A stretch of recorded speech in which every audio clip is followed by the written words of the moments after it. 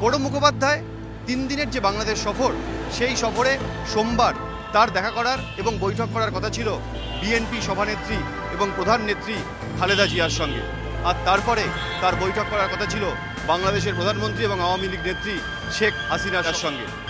প্রণববাবুর বিমান যখন ঢাকার মাটি ছোঁয়, তারপরেই ভারতের বিদেশ মন্ত্রকের আধিকারিকরা জানতে পারেন খালেদা জিয়া অর্থাৎ বিএনপি নেত্রী, তার দল, তারা সিদ্ধান্ত নিয়েছেন প্রণববাবুর সঙ্গে তারা সাক্ষাৎ করবেন না এবং প্রণববাবুর সঙ্গে তাদের যে বৈঠক হবে না তা এদিনই ভারত সরকারকে জানিয়ে দেওয়া হয়েছে।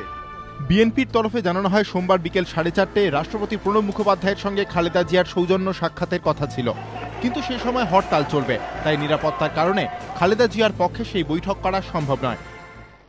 The reason given in an email to the High Commissioner of India was that there is a hartal between 3rd and 5th of March, and experience shows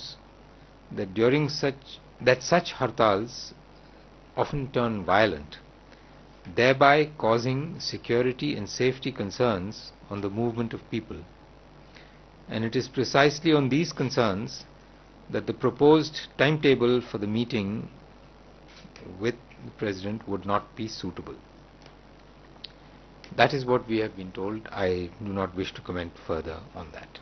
কিন্তু শুধুই কি নিরাপত্তার কারণ দেখিয়ে রাষ্ট্রপতি প্রণব মুখোপাধ্যায়ের সঙ্গে বৈঠক করলেন না খালেদা জিয়া, নাকি ভারত নীরব থেকে পরোক্ষে শাহবাগ আন্দোলনকে সমর্থন জানানোয় ক্ষোভ প্রকাশ করতেই প্রণবের সঙ্গে সাক্ষাৎ এড়ালেন বিএনপি নেত্রী? কূটনৈতিক মহলে উঠছে প্রশ্ন। গত বছর নভেম্বরে ভারত সফরে এসে প্রণব মুখোপাধ্যায়ের সঙ্গে দেখা করেন বাংলাদেশের প্রধান বিরোধী নেত্রী তথা বিএনপির সভাপতি খালেদা জিয়া। ক্ষমতায় এলে ভারতের সঙ্গে সুসম্পর্ক রাখার কথাও জানান খালেদা। ভারতের তরফেও ইতিবাচক ইঙ্গিত দেওয়া হয়, যদিও অতীত ঘাঁটলে দেখা যায় একাধিকবার ভারত বিরোধী কাজে মদত দেওয়ার অভিযোগ উঠেছে খালেদার দলের বিরুদ্ধে। ফলস্বরূপ 2001 থেকে 2006 পর্যন্ত বিএনপি বাংলাদেশে ক্ষমতায় থাকাকালীন ভারতের সঙ্গে বাংলাদেশের সম্পর্কের অবনতি ঘটে। তুলনামূলকভাবে হাসিনা ভারত বন্ধু হিসেবে পরিচিত হওয়ায় তার আমলে নয়াদিল্লি ঢাকা সম্পর্কের অনেক উন্নতি হয়েছে।